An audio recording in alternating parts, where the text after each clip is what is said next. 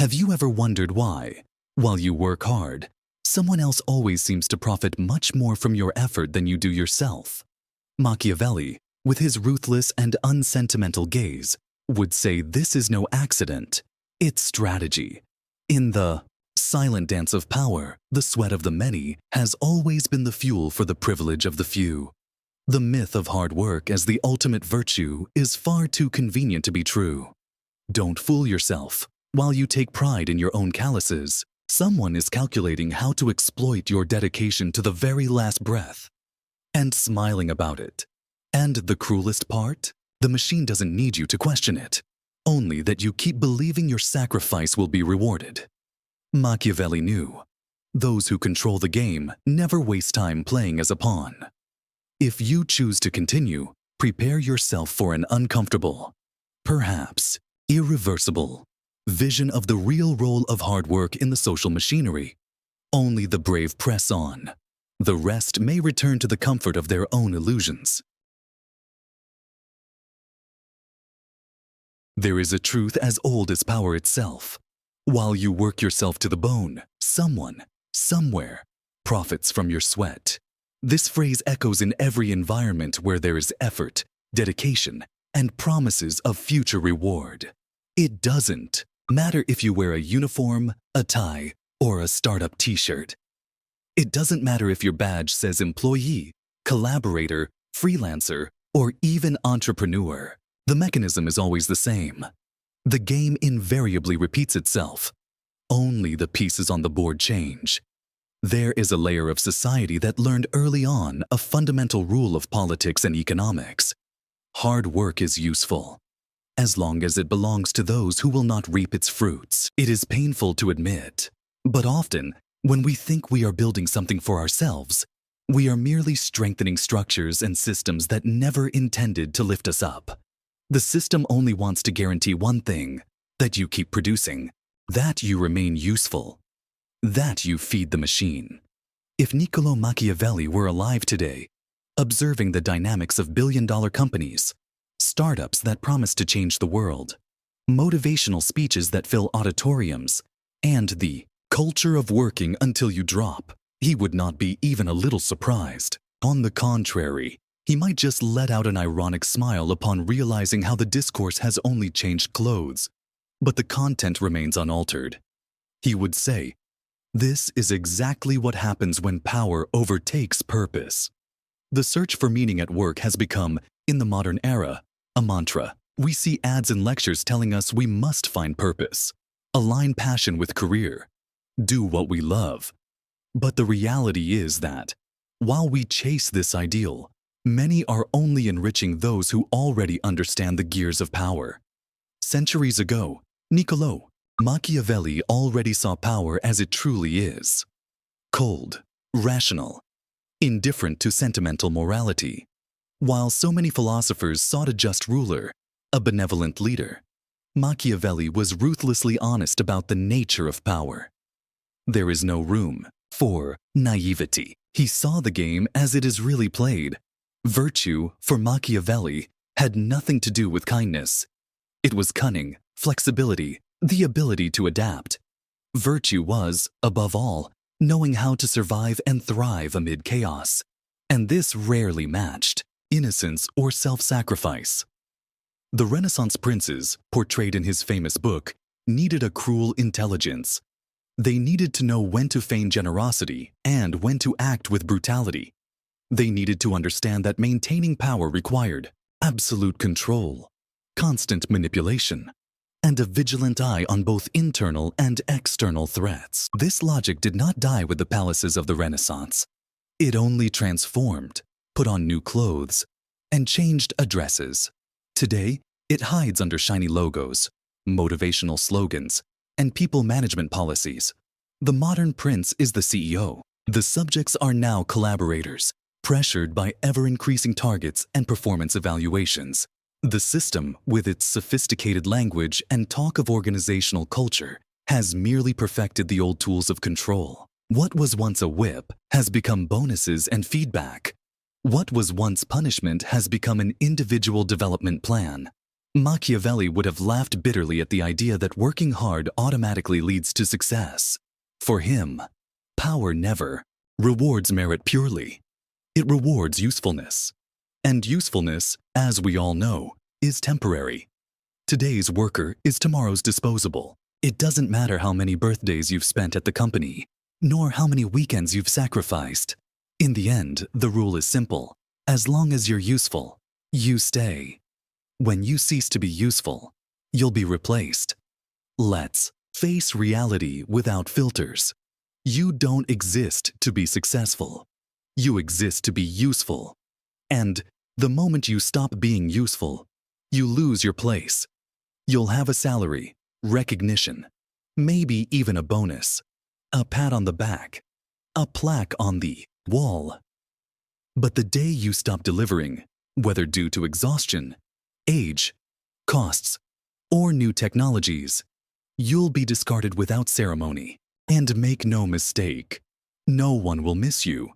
There will be no revolution, no justice. The system doesn't move out of nostalgia or gratitude.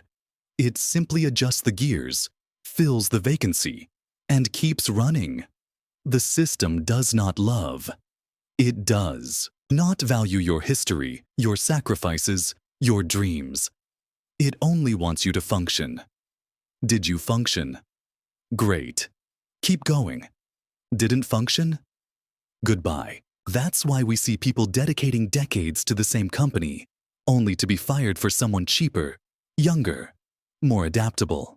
That's why workers are physically and emotionally drained, and yet are treated as disposable, because deep down, they always were. The great irony in all this is that many of these workers believed for years in a promise. If I dedicate myself, I will be rewarded.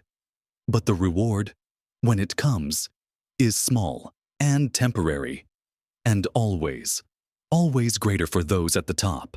Reward for whom?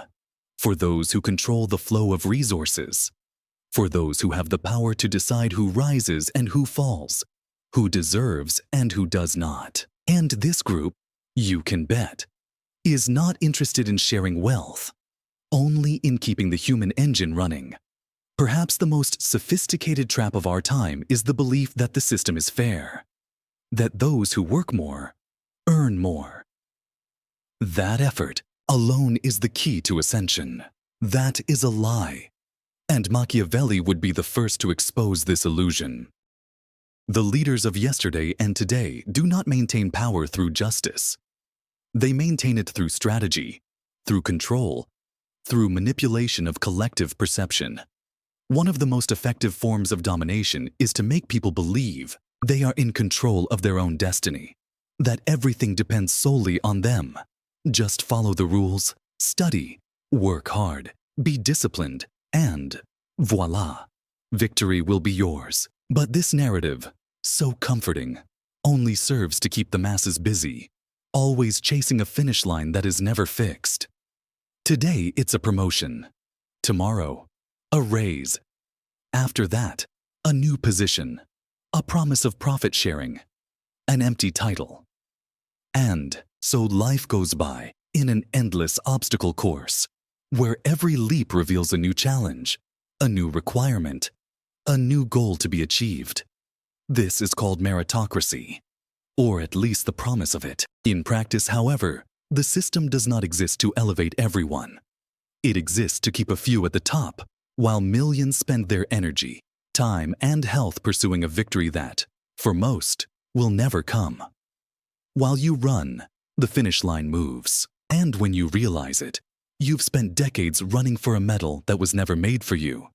Machiavelli said that a good ruler should appear just, generous, strong, even if behind the curtain his greatest concern was maintaining power. It was necessary to take care of one's image, cultivate allies, but never lose sight of the real objective, surviving at the top.